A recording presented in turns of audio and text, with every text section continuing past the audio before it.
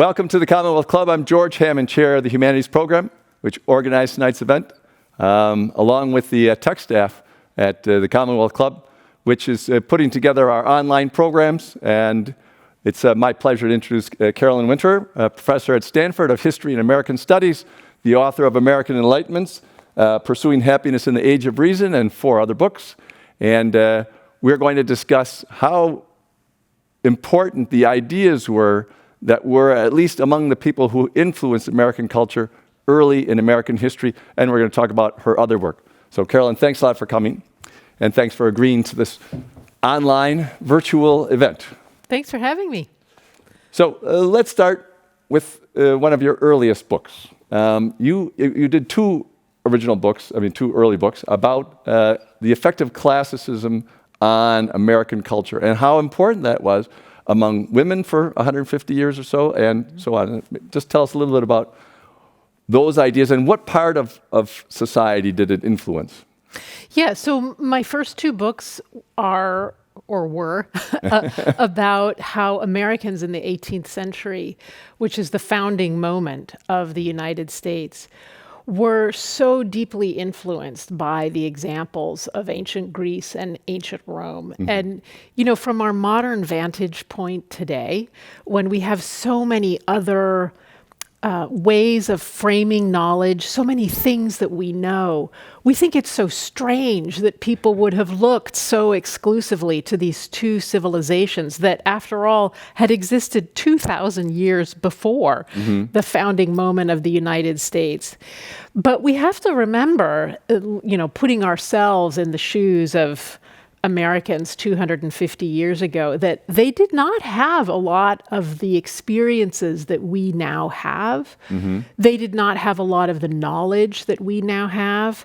The term political science, for example, had not yet been coined. Uh-huh. They were grasping for examples to do the most dangerous thing that had ever been done in American history, which was to establish an independent republic in an age of empires. Mm-hmm. And they were proposing that they were going to break away from the most powerful empire in the history of the world since Rome, which was Britain, and that they were going to do something that sounded like a really crazy idea, which was to establish a republic based on the views of this entity called the people. Mm-hmm. So they were looking to Greece and Rome to try to find examples of the people who had done it right. Mm-hmm. And every example in the meantime was of people who had done it wrong, like the English Civil War of the mid-17th century, the Dutch republics. These had been not very long-lasting experiments in republicanism. But the infatuation with Greece and Rome in the founding era had everything to do with looking at people who were doing things right to try to figure out how Americans could do things right. Mm-hmm. It wasn't just men who were doing it. So I looked at a lot of men in my first book, The Culture of Classicism. But then as I was doing the research for that, as so often happens, the next book springs out of the first book. I saw that they were also, this was the first generation of essentially feminists who were women who were saying, well, I want some of that too. I want to be part of this republic. I want a political voice as well. Mm-hmm. And they found examples of women in ancient Rome, such as Portia, the wife of Brutus, right, who could give them a language for talking politically when the only language that women had was to speak privately to one another. So there was so much going on in the 18th century, so much that, I wrote 2 books about it, but there's 10 more books to be written about that topic. Well, you mentioned Portia as the wife of Brutus. Tell me about Abigail Adams. Is she the one that you used to sign her letters, Portia? And that's a very interesting thing. Obviously, she was married to the first President Adams, right? Yes, to John Adams. Yeah, and the mother of the second. That's right. Right. She was quite a lady. And she was Portia, and she identified with Portia. Now, Brutus was he's the one who killed Caesar, so. Yeah. Uh-huh. But, because he liked republics. That's right. Caesar was seen as a threat to the Republic. Mm-hmm. He'd crossed the Rubicon, he'd come back into Rome. He was going to seize he was going to seize the republic and make it into an empire. And of course, this group of senators, including Brutus, saw the danger had come and that they were going to stop it by whatever means was necessary. But on the home front, there was a Roman matron. That's how they thought of these women in Rome, the Roman matron. And she was holding things up on the home front by educating her children to the service of Rome, educating them to think, as John F. Kennedy so memorably put it in the 1960s, channeling this Roman language, ask not what your country can do for you, but what you can do for your country. And that was the job of the Roman matron. It was not, of course, to push her own political agenda, but to educate her sons for Republican governance. And this is what Abigail Adams, in the persona of Portia, was doing with little John Quincy and the three other Adams children up there at the farm in Massachusetts. And, you know, it's interesting that the Adams marriage is the marriage of the founding fathers that we know the best. Ironically, because they were separated for so long during the American Revolution, we have over 1,000 letters between John and Abigail Adams. And we get a kind of intimate look into their marriage. And, you know, John Adams is kind of a crusty guy, right?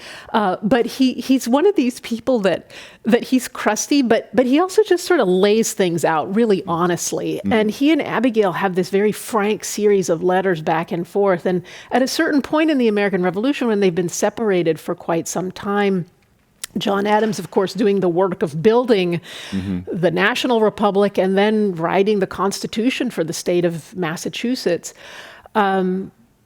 You know, Abigail's enthusiasm is flagging. Let's just say that. Enthusiasm for single parenthood. And so he extends to her this language of civic virtue. And he says, you know, my dear Portia, here's a bit of encouragement. And it takes her a while to get on board, but eventually she starts signing Portia as well. And for your viewers who really like to get into American history, the Massachusetts Historical Society has put these letters online, open access. You don't have to have a paid subscription, but you can not only read the typed transcript of these letters, but you can look at a PDF of the letters themselves, and you can see her handwriting. Yeah. This is the same Adams family that Henry Adams, the writer at the end of the 19th century, comes from. He's the grandson of somebody, right? Yeah, the Adams family tree gets very big and complex, but he ultimately is one of the outer branches of that, which is kind of interesting, actually, about the founding era. We don't often think about this, but many of the founders died without living issue. James Madison is an example of this. George Washington himself didn't have children of his own, but Adams was one of the founders that had a very large sort of extensive family tree. So you're kind of saying that the founders picking Rome and Greece at the time were politically incorrect, taking a minority view of what was going on in society and being against the empires, being against the way everything was done in Europe, or not everything, but I mean, is it that was it hard for them to persuade other leaders of the colonial society that they should follow this ancient path? Yeah, well, you know, the great thing about ancient Greece and Rome is that they're not a ton of records, but there's enough records that there's something for everybody. So if you are building an empire, as Britain was, there's a language of empire there for you. France was also building an empire, so was Holland. So they tap into that language. What Americans distill out of that in the revolutionary moment, actually very quickly, sort of toward the end, when they go from resistance to revolution, is this language that they pull out of the larger discourse about Republican governance. And it does take some persuasion. As you noted with your language of political incorrectness, classicism is a language of elites. It is something that is taught in American colleges, which serve less than 1% of the college-age population at the time. So it's not a lot of people, not like today, when 40% of the college-age population goes to college. It's a very small number. And they're not shy in this age of elitism of saying that this is what trains you to be a gentleman. Right. That's what it's for, right? It's the language of public rule in a way. So how do you get a bunch of other people on board? Farmers, mechanics, people who might not have had access. Well, you sort of distill the essential elements out of classicism. For example, the emphasis on farming and the farmer. One thing that we know about American life is that 90% of Americans were farmers until about 1900. So, and the Romans loved farmers. They were the ones who said, as Cato the Elder essentially says early on, it is in the farmer that we have the bedrock of the republic. And people like Jefferson channel that language of farming, which can appeal to a very broad spectrum of society. And you can kind of take off the classical overlay. Everyone understands a farmer. Everyone understands that you have to put down the plow and take up the sword to defend the republic. And that was Cincinnatus, actually, this legendary Roman figure, which is why we have a city called Cincinnati. Exactly, yeah. And why the Revolutionary War Veterans Society of George Washington for the veterans of the Continental Army is the Society of the Cincinnati, because they're channeling this Roman legend of civic virtue, of giving yourself for the republic. But then Cincinnatus, he does this important other thing, is that he doesn't keep the sword. He puts it down, yes. turns the sword into plowshares. He's back on the farm. And George Washington symbolically does this after 1783, when he steps down from the Continental Army. He returns to Mount Vernon and then essentially invites a series of image spinners to make all kinds of busts and engravings of him being the first farmer. Right. Which is kind of interesting, because George III of England was the first farmer of England. He was also channeling the discourse of the virtuous farmer, but in the direction of monarchy. So, one of the takeaways from this is that if you want to get your message across, whether it's in the 18th century or today, you have to pick a broad enough discourse with enough stuff that a lot of people can latch onto, that people can kind of do what they want with it. They can mold the message for their own individual uses. So yes, classicism is very elitist in the 18th century. And that doesn't change until after the Civil War, when classicism is stripped away from the American university curriculum to occupy the peripheral role. Sorry, classicists out there. To occupy the peripheral role at the edge of the curriculum that it does today, whereas before it had this central role. But that's why this discourse of elites can be made to appeal to people who had never heard of Brutus and Portia and Cincinnati. Well, you mentioned that both George Washington and George III went with the image of the farmer. George, the name actually means farmer. I happen to know that since my name is George. And it was a popular name for a long time, disappeared about 5 years after I was born as a popular name. But everyone who's named George thinks that Prince George is going to help us make a comeback. Okay. Yeah, so we'll wait for that. We'll wait for that, exactly. Yeah. There'll be more farmers. That either run countries or become presidents. So the next section of your work, the next book, was on the network of Ben Franklin and his letters. And I found that very fascinating. How did you come up with the idea of studying that? Because it seemed like a very unusual thing to study. And also, how easy was it to trace that network? Because it's almost like tracing, somebody gets a virus, and then somebody has to trace where he went and where who he talked to and all that kind of stuff. So you're really trying to track down a very hard thing to do 250 years later. So how did you go about doing that? And I think you had a team. There was a team of you did that? Right. Yeah. So this was a project that emerged out of Stanford around 2008 as part of a bigger project called Mapping the Republic of Letters. And the Republic of Letters was essentially the European and American intellectual life between the Renaissance and about 1800. And the way we got started on it was this was the moment when big data hit the humanities. It was the first time when a significant number of historians and English professors and all of that had access to documents and images that were not in books, kind of separated from one another, socially isolated, shall we say, but integrated into a broader world. And we genuinely asked ourselves in an open-ended way, well, what can we do about that? And so we were looking for ways to go back to people we thought we knew really well. And literally, who do we know better than Ben Franklin, right? Not only one of the most famous Americans in history, but one of the most beloved by huge sectors of people, not without controversy, but somebody that a lot of Americans really look up to.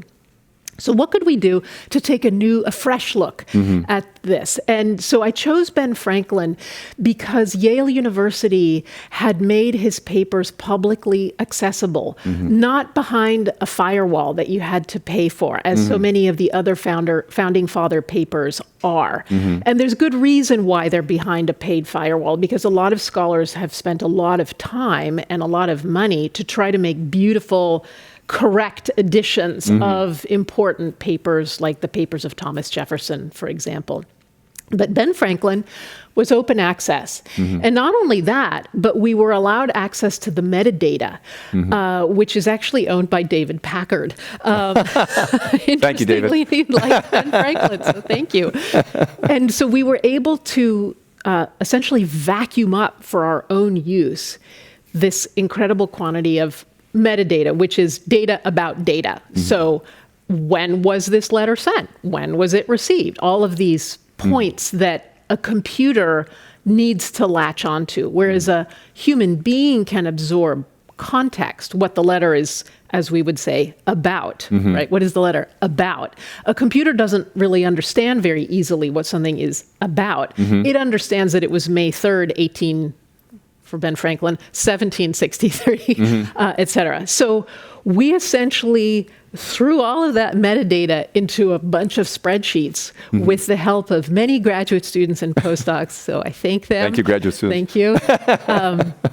And we started to crunch numbers to try to figure out, what does a social network look like in the 18th century? Do they even have social networks? They did not use that term. They didn't even use the term network in the way that we use it today. That usage did not emerge until the 20th century. But they did have what I think this is the first century of real social networks. Why do I think that?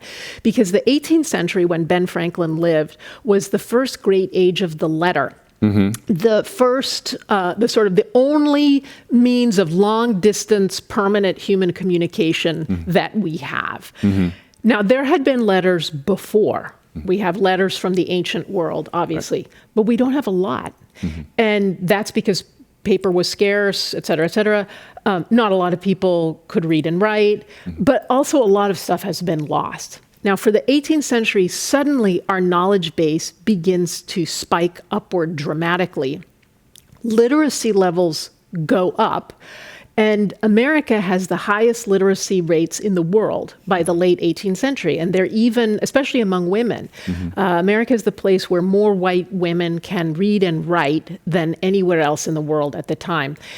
And which is also interesting because today we teach reading and writing at the same time. But before in the 18th century and before, they taught them as separate skills. So many more people could read than could write.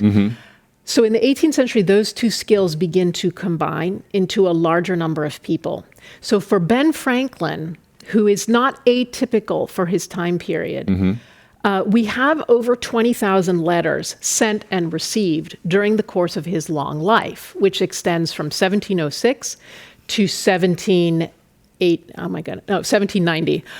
So he dies when he's 84. So that's a lot of letters. Most of them are from the second half of his life. when he becomes the most famous American in the world. So famous that Louis XVI of France is jealous and puts his face on the bottom of a chamber pot. Sounds like something. No, we won't go there. Go ahead. When you're the king of France, you can do that. So we have a lot of data for Franklin. So it's sort of like, you look for the thing where the street lamp is brightest.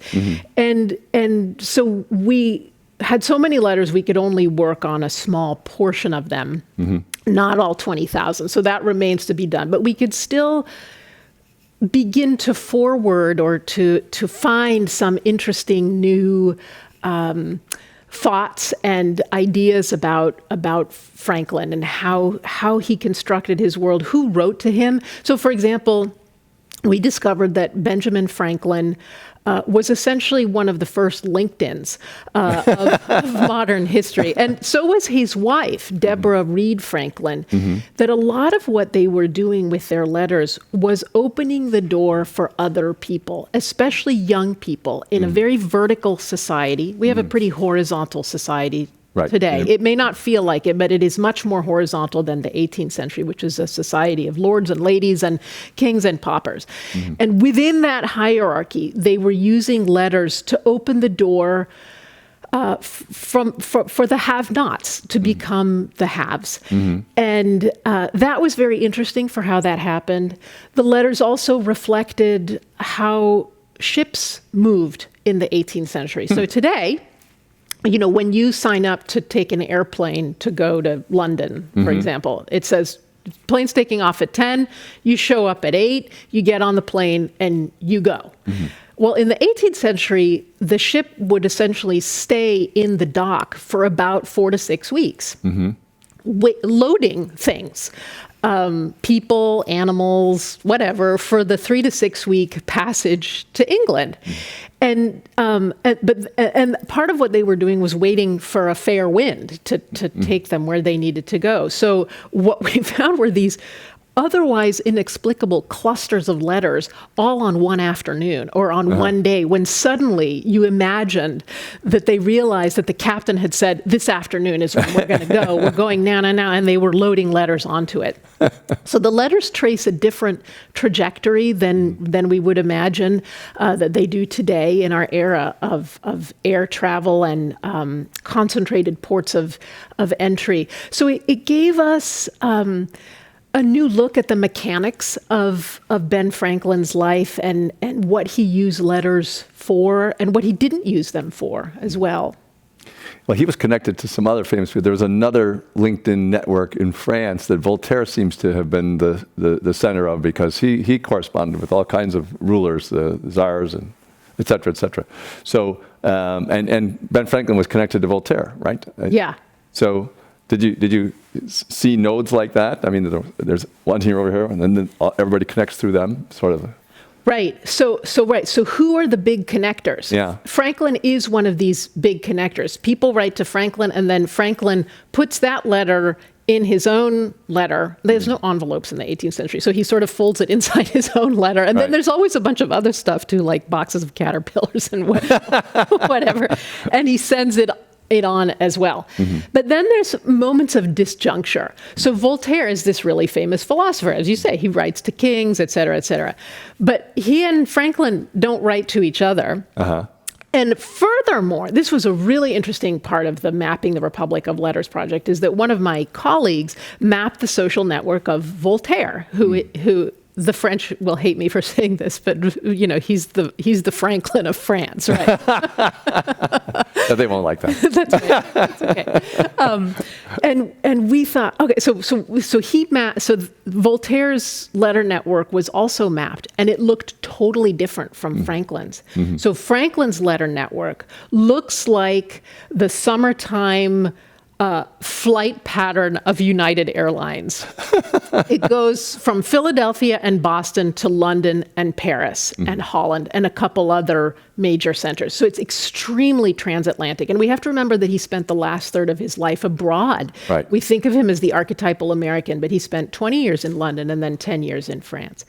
Voltaire... Working for us, though. Originally working for the British because Right. he was British, right? Everybody is British until 1776. When Right. there's a Brexit, the first Brexit. But Voltaire's his correspondence network was entirely confined to the continent. Except for one letter, which intrigued us. There was this lone letter going from Paris to South America, and I was so excited. And I thought, he's writing to the Inca. I had these ideas about his exotic, social network. But in fact, this was also interesting. He was writing to a French scientist, who was measuring the circumference of the Earth from essentially Ecuador. Right. And that was interesting, disappointing because it wasn't an Inca, but also interesting in the sense that you have to be really careful when you're geomapping a network, because just because somebody is in another place doesn't mean they are of another place. Right. So we had to challenge our understanding of what it meant to be cosmopolitan.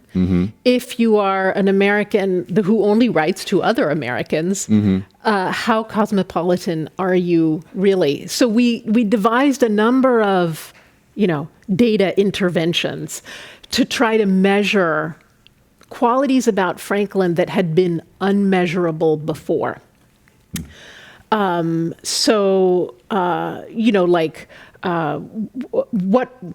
percentage of British Americans are in Franklin's network? How cosmopolitan is he? So all kinds of ways to try to add a bit more, scientific rigor, if you will. I hesitate to use that term. Some of the scientists won't like that. Yeah, right. So it would not have met the standards of scientists. I'll just say that right now. Reliable evidence. That's Maybe right. not proof. I admit it. But we were able to do some things. So one of the things about the humanities, as you know so well, is that there's just a lot we don't know, right? And the further back we go in time, shockingly quickly, actually, we lose a lot of the record of the human condition. So that by the time we're in ancient Egypt and Rome and Greece, we know almost nothing, right? And even in the 18th century, we've already lost a lot. So we were able to actually enumerate our unknowns. We were able to try to develop some way of figuring out how much we didn't know about the 18th century. So even though Franklin is the most famous American in the world in the 18th century, 50% of the time in his correspondence network, we could not identify the date of birth of his correspondents. Just no idea. I had no idea how old they were. No idea. Yeah. None. And so you start thinking, what about people for whom we know so very little? They just slide off the human record almost entirely.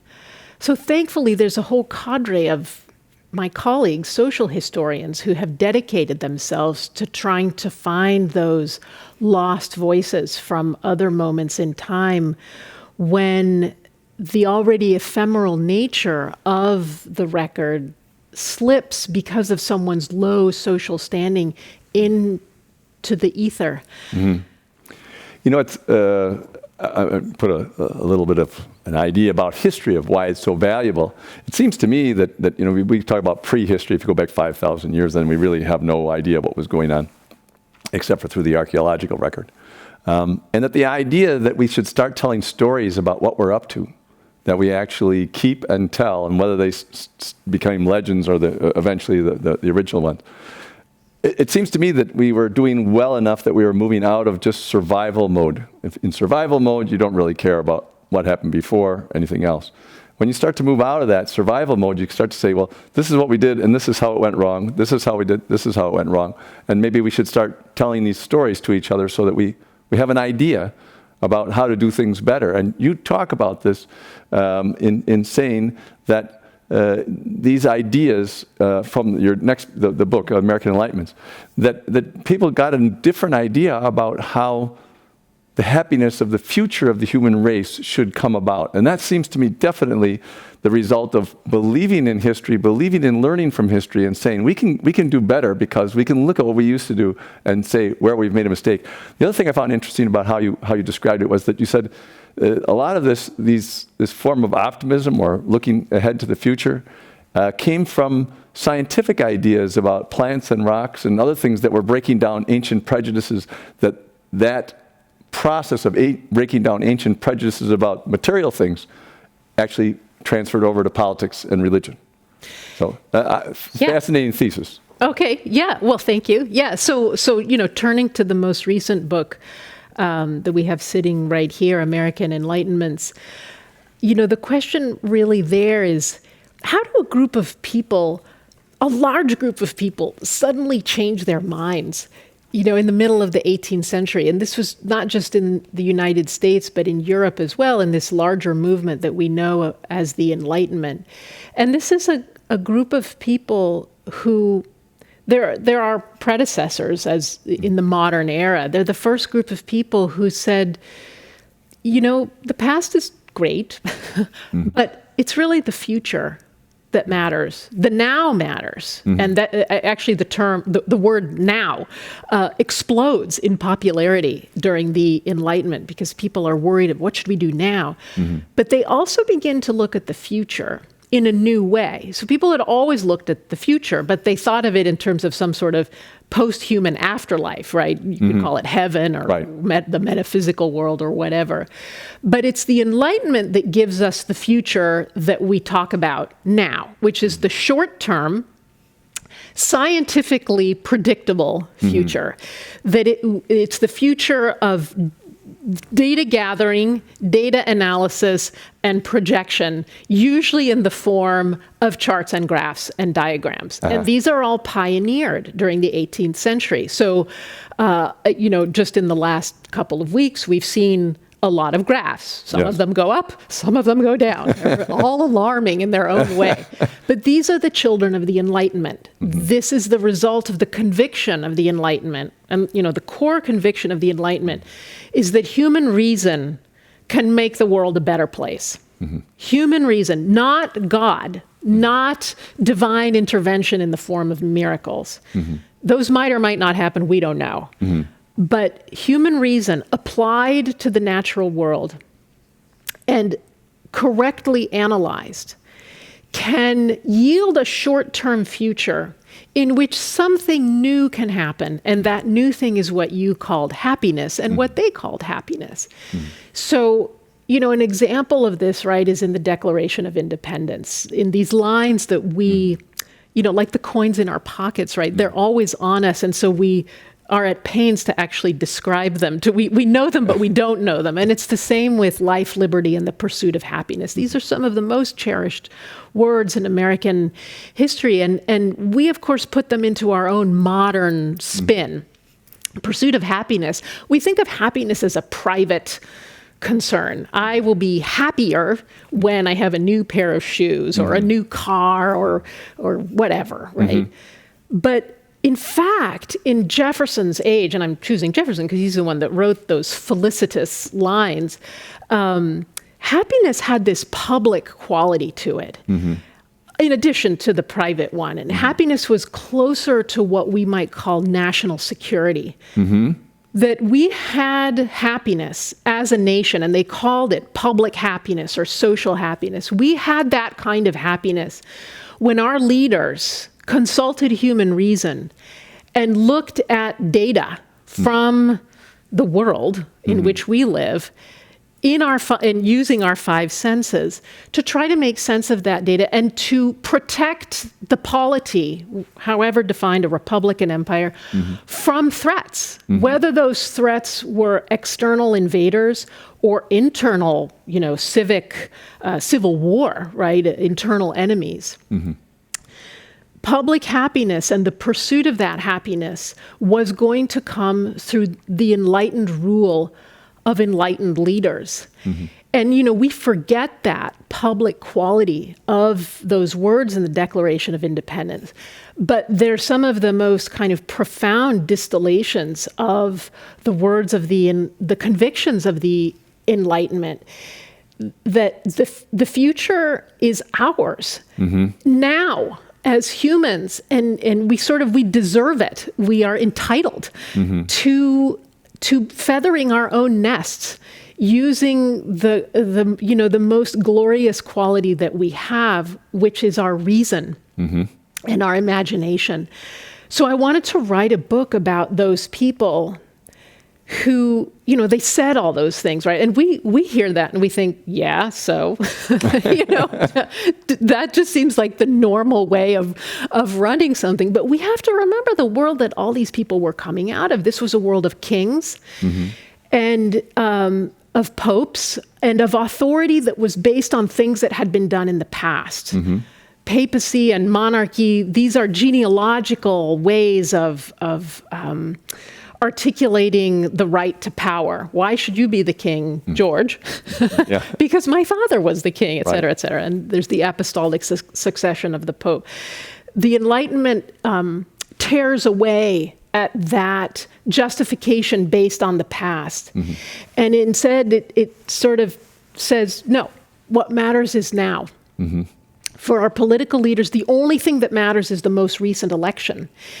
And that's why the presidency of the United States is such a profound political innovation in 1789, is that they have to reimagine a powerful executive.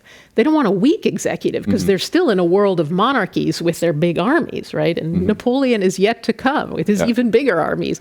So they need a powerful executive, but they need to somehow justify that executive power on the basis of Enlightenment reason. And they put that reason into the hands of the people. And they say, every 4 years, we're going to consult these people here. And so there's a way in which American democracy is always renewed. It's constantly now. It's constantly modern. And we now take that for granted. But compare that to the papacy or monarchies that are, as the lines, "The king is dead, long live the king," remind us that part of the justification is through this eternal line into the past. And, the American Enlightenment is so vertiginous in some ways because it cuts the United States loose from that. And the little craft sets sail into this new future, that we hope is going to be happy. But the only thing that is standing between us and disaster is reason. It's reason. I think this is one of the great things about history, is to let us know what the decisions were like by the people at the time, in the context of the time. Because it's easy to say that these people were terrible because they didn't do this correctly or they didn't do that correctly according to the way we do things now. But they were moving things away from the way it was done to the way we do it now. And it seems that each step of the way, our society or our culture needed to gain enough confidence to say, yeah, that's okay, we can do that without ruining our society. We can extend the vote to every male that has, $100,000 worth of value in their land or whatever, something like that. Well, that worked. We can extend it a little bit further. We can say a little further. And I think it's the overwhelming cultural confidence that America had after World War II, because we had succeeded where everybody else had failed, at least in our own minds, and now had 5% of the world's population, but 50% of the production going on here. And I think in that heady confidence, in spite of the fact that the Cold War was scary and other things were scary, that finally so many ancient prejudices were broken down against Jews, against Catholics, against other groups, and then against women, and then again for racial reasons, and then for LGBT reasons. That these things are based on the confidence of the culture to say, we can live culture our way and still tolerate all kinds of other cultures. And to me, this is a profound thing that we need for the world, because we need to say, we can live in this world the way we want to, even though there's all kinds of other cultures in the world that don't live the way we want to. As long as we can agree on that we can trade with each other, we can do this together, and then, you're going to do things the way you've done it for thousands of years, and we're a little bit like people who've given up smoking and then want everybody else to stop smoking the next day. And these things take a long time, as you've written about, in terms of how long it took America to go from the idea of a republic based on democracy in the late 18th century until we finally got the vote, in 1920 for the women, and finally, other things. And we're still fighting for smaller and smaller groups. But, sometime the idea everybody who's an adult, should be able to do this equally will set hold, and there won't be any ideas about the different groups who can and can't. Although by then our children will probably be saying, why do we have to wait until we're 18? Well, that's actually a good question. It's the Enlightenment that tells us that human reason doesn't fully kick in its civic capacity until we're adults. But, kings and queens were ruled, obviously with a regent, as children. So it is one of the features of the Enlightenment that once you say that human reason is the entry ticket to participation, you have to do, and we can kind of get into the dark side of the Enlightenment here, is you have to then begin defining people out of enlightened participation. And so modern racial hierarchies, ironically, are born during the Enlightenment, because you say, well, okay, everybody who has reason can vote, but we don't want all our slaves, of which there are 1 million, around the time of the American Revolution, and 4 million by the eve of the Civil War. So none of those people get to vote, and the question then is on what grounds? And the new grounds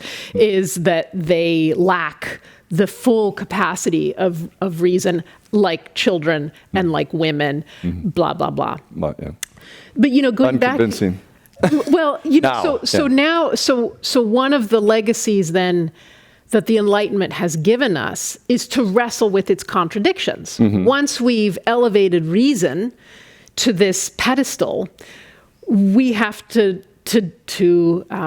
deal with that and to come to terms with its contradictions and the new problems that it generates for us. One of the things that the people who called themselves enlightened believed was that there was a thing called progress. Now, Americans take this for granted today, and some people get really angry with me when I point out to them that progress is a myth, and so is decline. They're all narratives that we place upon history. But the ideal of progress, that it was our God-given, trajectory to move ever upward, ever forward, and that when we don't, it's a form of decline. That framework for understanding history was put into place in the 18th century. And we again wrestle with it today. When times are hard, we say, well, what about the progress which we were promised? What happened? And what is the opposite of progress? Is it decline? And when we have decline, et cetera. So we tie ourselves in different kinds of knots. But they also said, and this is a corollary that we don't often remember, is that they thought that they were never done. That enlightenment was not a state that anyone could achieve. It was an ongoing process. And in fact, the book closes with a quotation from Jefferson on his deathbed, the last letter that he wrote in 1826. And he said, essentially, all eyes are opening to the rights of man. But they're not all the way open yet. We're not there yet. And this, again, leaves us with this open-ended legacy of enlightenment.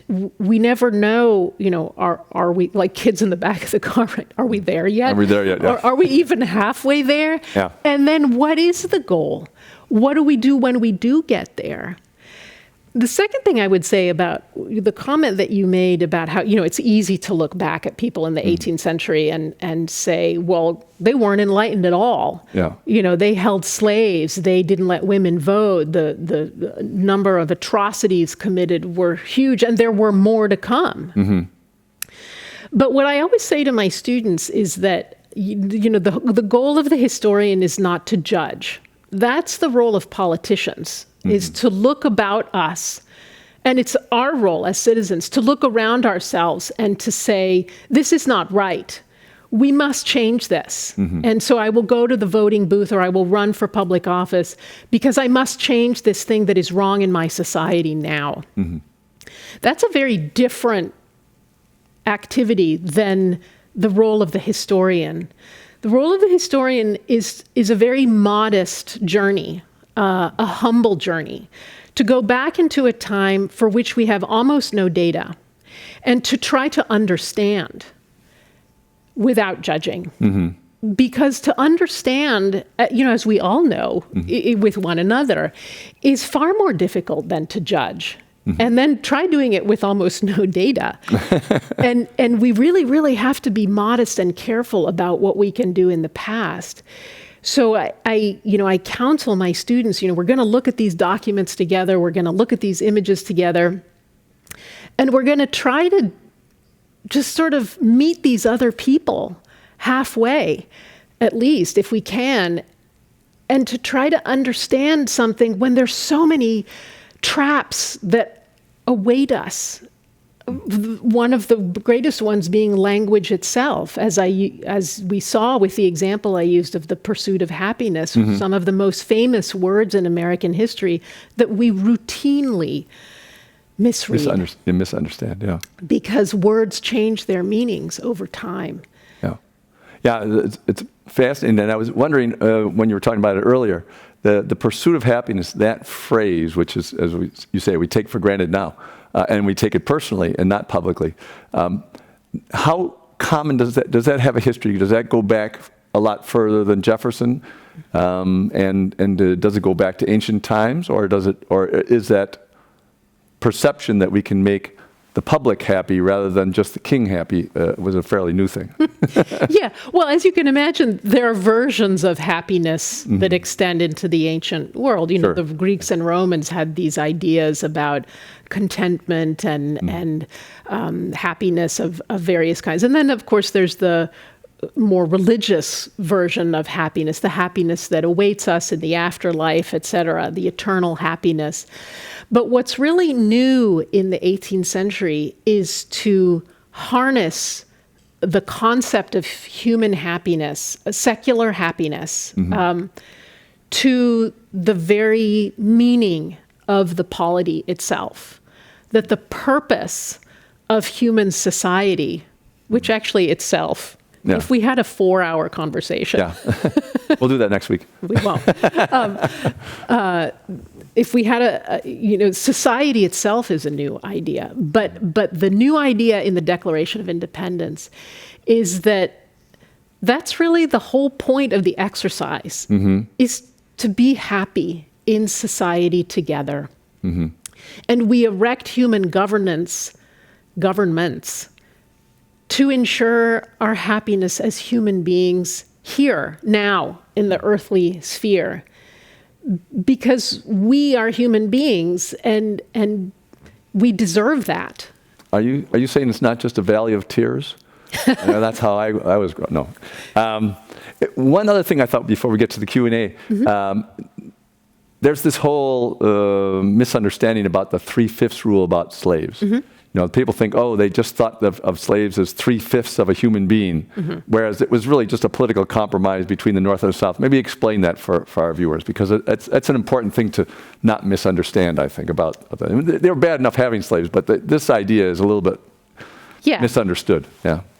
So let me just say that this 30-second explanation does not substitute for the reams of beautiful scholarship that has been written on this. But basically, it's about the question of representation. So in a new republic, the legitimacy of the government rests on a majority of representation. And if the South doesn't count its slaves in the legislatures, it loses population to the North. So it's really important to count each slave as 3/5 of, quote, a person for the purposes of representation. But not as a citizen. Right. Yeah. But in no way did they mean that a slave was, 3/5 of a person. Now, This is not to say that white slave owners thought highly of their slaves. Right. They thought of them in the most degrading terms possible, but they didn't think of them in that mathematical way. That is an erroneous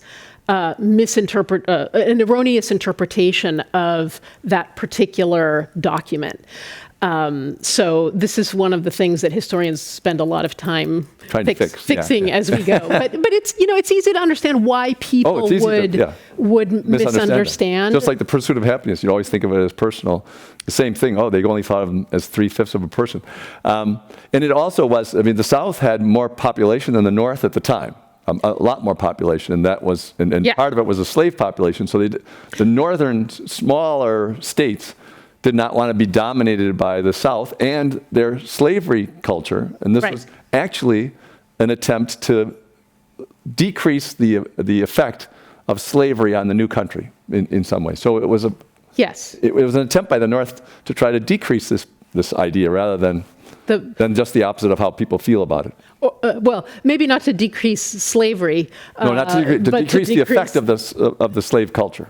And of the slave power. Right. Of the power over the presidency, for example, of Southern slaveholders, which was not very effective because many of the first presidents were slaveholders. So, so, the early years of the nation were profoundly divided over this question of slavery, and the Enlightenment sort of cuts right through the middle. On the one hand, saying, well, slaves are people too, but it's not that they're 3/5 of a person, it's that they lack reason. They lack the full capacity for reason. If your audience wants to read a document by Thomas Jefferson on this topic, it's Query 14 of the Notes on the State of Virginia, in which he talks about the inferiority of black people, not in mathematical terms, but on the terms of the Enlightenment and reason.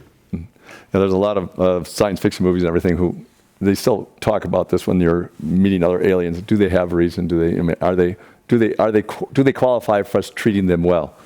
Since we have lots of other minds on our planet that we don't treat the same, and we think, of course, that animals don't have reason, that kind of thing.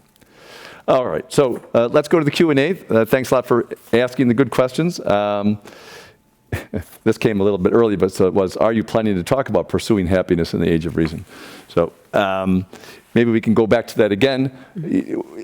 Just a little bit on the public happiness.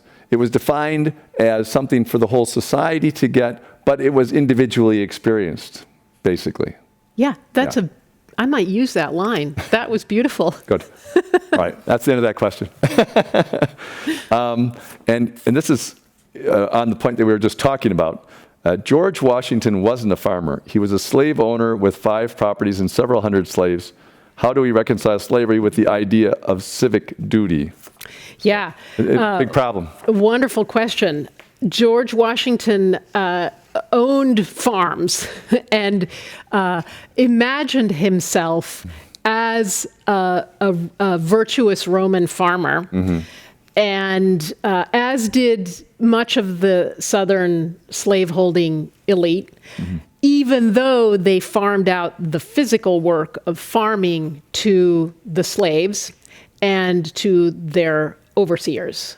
And so, but it was very important to to George Washington to have a sense of self-perception as a farmer, because it was in the farm that the virtue of the American Republic was believed to rest. Because that's what the Romans had said, right? With the example of Cincinnatus. So he had to make himself into the image of Cincinnatus. But, Thomas Jefferson does the same thing at Monticello. But one of the most extraordinary experiences is to go and visit their plantation homes and fields, etc., Monticello and Mount Vernon, and you see the contradictions at work, the deep, deep contradictions at the heart of a society that says, on the one hand, all men are created equal, and on the other hand, there's this huge population. In some of the states, there was a slave majority, South Carolina, for example, and then in the British Caribbean, it was 90% slaves. That contradiction is deeply, deeply woven into the very architecture of those plantation houses. So, the ideal of the American farm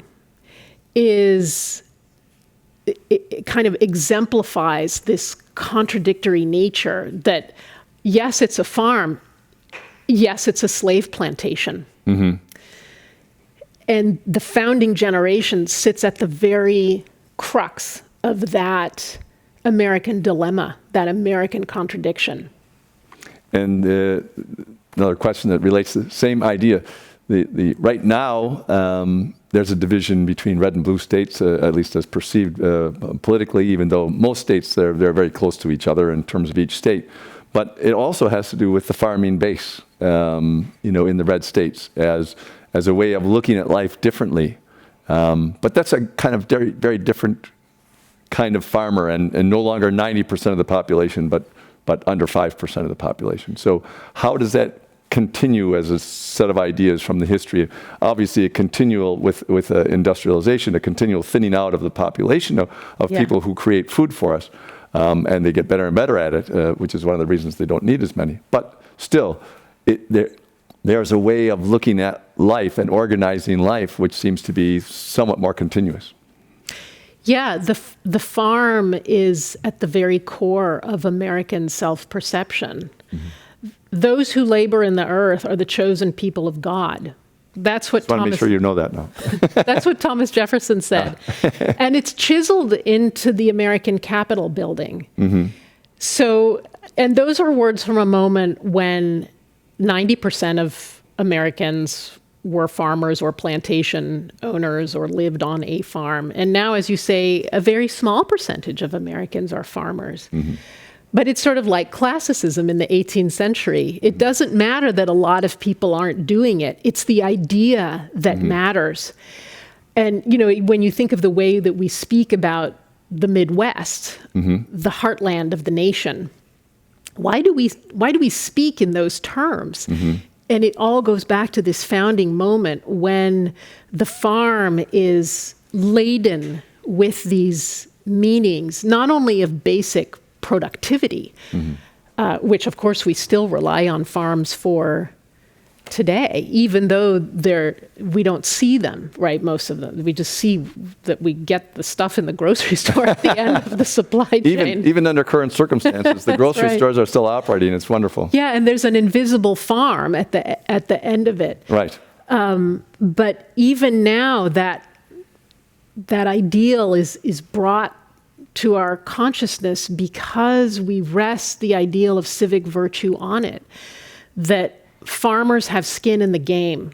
They are producing for people that they don't know in a kind of fundamental act of generosity on which the Republic rests. The Republic rests on this ideal of civic virtue, that you give more than you take. And you give to people you do not know. And you give to generations that you will never meet. What better symbol of that than the farmer? And what worse symbol of that than the national debt? Well, that's for a separate conversation. Another because conversation. had thoughts about that too. So let's go to another question. Before I say the question, the person who asked the question says, my 13-year-old son is watching with me. So shout out to the 13-year-old son. Yes. How does the mapping of the social network relate to how Americans pursued happiness? Oh, what a lovely question. Well, one of the ways that they pursued happiness was by writing letters to one another. They were required to be socially distant in a different way than we are today. We only have letters from people who were far apart from one another, or actually some of them could be pretty near to one another. But it was in letters that people could unfurl their private selves. And actually, the idea of a private internal self really comes to fruition in the 18th century. That's why novels are invented in the 18th century. Novels begin as epistolary novels, letter exchanges, right? And what makes the novel a revolutionary literary form is that it says the thoughts of Elizabeth Bennet, in Jane Austen, are as important as the deeds of the king, which is what books had been about before. Elizabeth Bennet thinks this and this about what she ate for breakfast, and this is dignified with a whole book. and her letters to her friends, etc. So the letter helps people to pursue happiness because it is the first major vehicle in which the self can be unrolled in the presence of other people.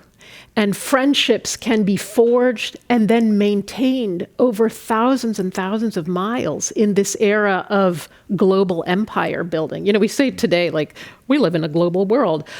We've lived in a global world since the 17th and 18th century, and the letter is the internet of that time period.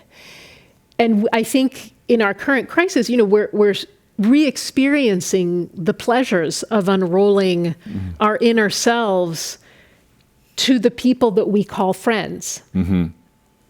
Because it is in other people that we find our full humanity. We can be alone a lot, but our friends, you know, they help us to pursue that private kind of happiness that is as essential as the public happiness of the Declaration of Independence. Very well said. So I have two questions left, and we have just enough time for them. So why did Jefferson and Adams think it was enlightening to arm their citizens? A question about the Second Amendment, I believe. Oh, yeah. I'm always careful about Second Amendment questions. So, yeah, you want to, if you don't arm your own citizens, you have to arm paid mercenaries. And the health of the Republic in the early United States is believed to rest on the self-sacrifice of every citizen. So you have to be willing to take up arms as a citizen for the defense of the Republic. Your other option is to pay a bunch of people from God knows where who are professional soldiers. Switzerland. Right. Or, as the case in the American Revolution, the Hessian mercenaries that George III brought over from his other kingdom in Germany to fight in the United States. So it's really a question, and you know, so what's wrong with the mercenary? They're professional fighting people, great. But their loyalty changes depending on who's writing their paychecks. So, you know, what's really so new about Republican government as conceived of during the founding era is that it rests 100% on every individual citizen. Every single person has to participate. That's what they call the people. That's why that's right at the beginning of the Constitution, because that's what's so revolutionary about that document. We, the people. There is no other authoritative entity. There is no king. There is no House of Lords.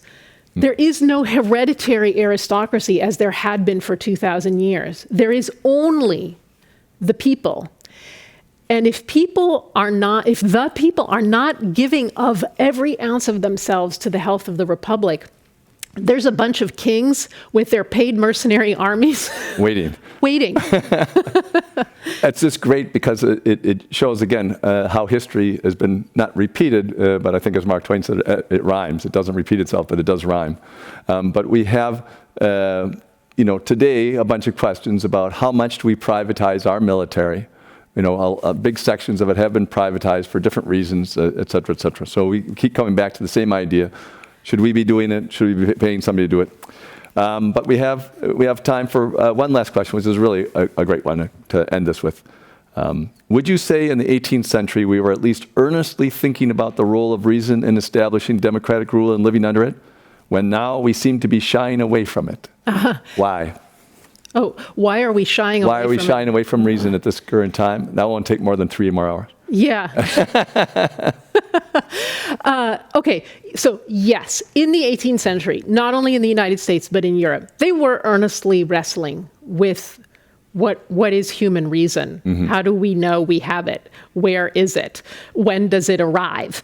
You know, does a baby have it? You know, they really were trying to probe the inner recesses of our minds, and then to build societies and governments on top of that. So it's an extraordinary task, and it was pursued with the utmost seriousness. This is the generation that coins the term human nature, because they are trying to understand, what makes us human. They also coined the term Homo sapiens. What fundamentally separates us from the beasts? It's reason. Reason. There are some beasts that might disagree with us. Yeah, well, but this is one of those other Enlightenment doors that opens up new questions. Well, now, how do we know? How do we know that gorillas don't have reason? How do we test for that? And if they do, what do we do about that, right? And so we're very concerned about the question of animal rights, because the Enlightenment puts that squarely on the table in radically new ways. So, Homo sapiens is invented in the 18th century, but so is the idea of the ape as the things that are not quite Homo sapiens. And in what way are they different? So, I think that we have a lot of reason today, and we have a great commitment to reason, and that we need to continue to speak as though it matters to not only our lives and our pursuit of happiness as individuals, but to the success of the very republic itself. It was built on the idea and the ideal of reason. And so that's what it's built for, right? So we have to keep imagining that that's what we need. So this is where I always put my plug in for education. We have to continue to speak as though education matters, that the education of young people and their reason for service to the Republic is priority number one. We've got to educate young people to understand what's at stake and what they can do with their own reason. So I studied the Enlightenment because I'm an optimist. So I haven't given up hope that reason gets us into trouble, in some discourses. But it also opens these wonderful new doors of possibility for the future. Yes, and I think one of the advantages of the educational system, I'll say something about college education too, because a lot of people are saying now it's not worth it, and so on and so forth, especially if people party when they go there and stuff like that. But I think that this is a mistake, because even the people who party half the time at college still spend the other half of their time being exposed to the history of what we're doing, or some sciences, or whatever they're studying.